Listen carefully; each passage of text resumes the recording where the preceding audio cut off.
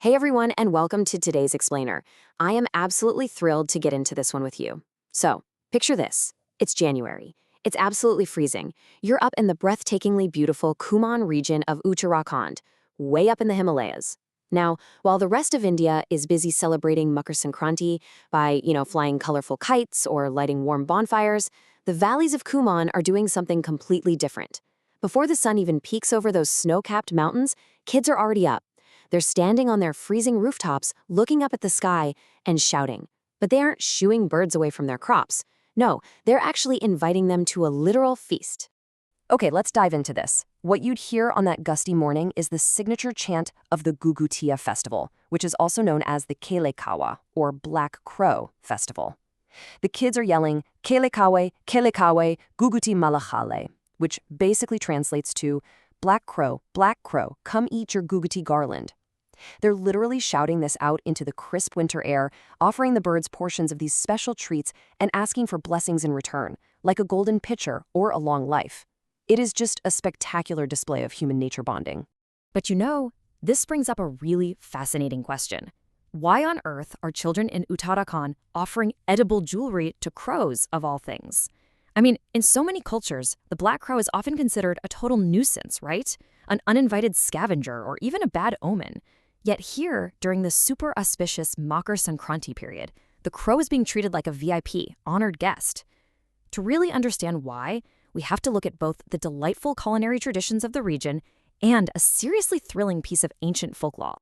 Section 1. Crafting edible jewelry, the sweet rituals of the Ghughutiya festival. So before these crows even show up, there is a massive flurry of preparation happening in every single Pahadi household. The whole festival relies entirely on making this one very specific traditional delicacy. The night before, the air is just completely filled with the rich, amazing smells of hot ghee and melting jaggery. Mothers and grandmothers get to work preparing a sweetened dough by kneading together whole wheat flour, milk, pure ghee, and jaggery syrup.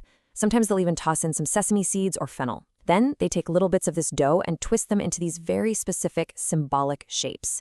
Finally, these pieces, which are called Ghugute, get deep fried in hot oil or ghee until they turn this perfect, crispy, golden brown. Now, notice how these aren't just random lumps of dough, right? The shapes are carefully crafted and deeply symbolic. You'll actually see tiny swords and shields, which hint at a royal history we'll get into in a second. You'll see musical instruments like the dole and the damru, representing the instruments of Lord Shiva. There are also beautiful shapes of nature, like pomegranate flowers known as anar, and date palms or khajur. You'll even spot spirals that represent snakes or the continuous circle of life. Every single piece is literally a tiny, edible work of art. Once all these delicious little shapes cool down, the real magic happens. They're threaded together with a needle and string to create actual edible garland. And to make these necklaces super vibrant and visually striking for the kids, they string fresh winter oranges, popcorn, and sometimes walnuts right in between the deep-fried sweets. So early that next morning, the children bathe, put on brand new clothes, and proudly wear these heavy, colorful, and completely delicious necklaces around their necks while they wait for the birds to arrive.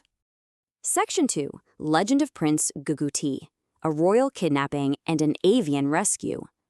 Where did this incredibly specific tradition even come from? Like, why swords and shields? Why a necklace? Well, to find out, let's walk through this historical timeline. Centuries ago, King Kalyan Chand ruled the land, but he was childless and getting pretty desperately worried about his heir.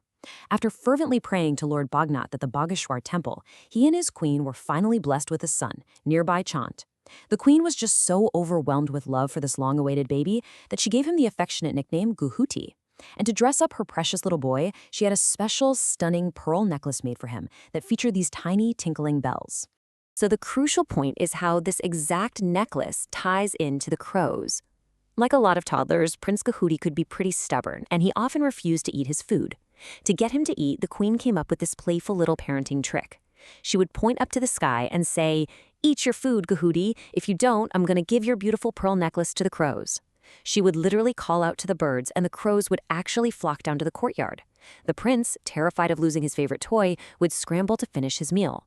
Over time, this daily interaction completely erased his fear, and the prince actually forged a genuine friendship with the crows, sharing his food with them every day. But then, the story turns into a full-on thriller. There was this intensely jealous, ambitious minister in the king's court who wanted the throne for himself, and he saw the young prince as a major threat. One day, this traitor actually kidnaps Prince Ghughute, taking him deep into the forest to assassinate him. The terrified boy started crying, but the local crows, his daily feeding companions, they recognized him, and they immediately caused absolute chaos.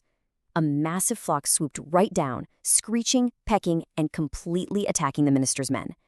In all that confusion, the smart little prince took off his pearl necklace and tossed it to his avian friends. One crow snatched the jewelry up in its beak, flew straight back to the palace, and dropped it right at the king's feet. Recognizing the necklace instantly, the king followed the crow, rescued his son, and executed the traitor. The queen was so overjoyed by her son's safe return that she ordered a lavish royal banquet to be thrown exclusively for the crows. Now, because the crows arrived late in the evening on the last day of the month of Posh, they ended up being fed the very next morning, the first day of the month of Magh. And that, my friends, is exactly why the Ghughutiya festival is celebrated on this specific date, with kids wearing necklaces and feeding sweets shaped like swords and shields to the descendants of those brave crows. Pretty amazing, right? Section 3. Ancestors and the ecosystem, the deeper significance behind the sweet treats. It's such a wonderful legend, isn't it? But as we transition from folklore to the actual facts, we discover there's this profound dual meaning behind the festival that makes it even more remarkable. And this brilliantly illustrates the real depth of Indian cultural traditions. On one side, you have the spiritual meaning.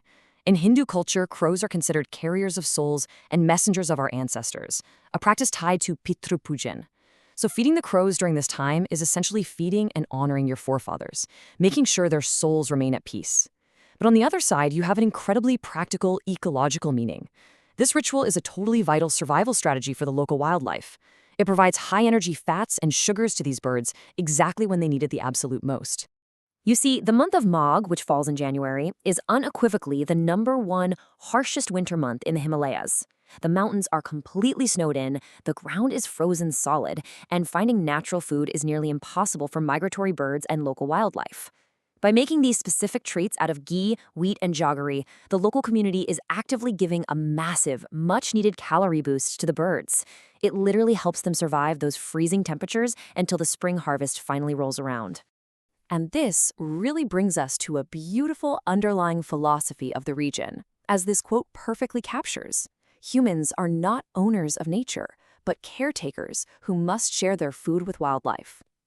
Through this super simple, joyful act of making edible necklaces and singing out to the birds, the elders of Uttarakhand are teaching their kids a huge lesson.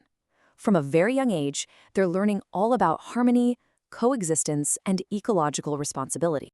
Section 4. The Guest of Honor. Turning a bad omen into a beloved hero.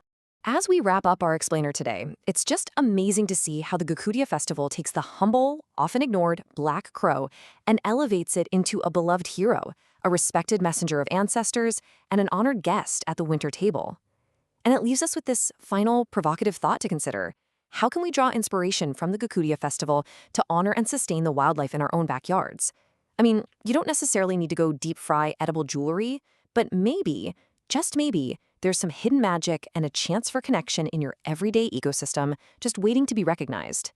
Thank you so much for joining me on this explainer. I hope you walk away with a newfound appreciation for this incredible tradition and hey, maybe a slightly softer spot for the crows outside your window.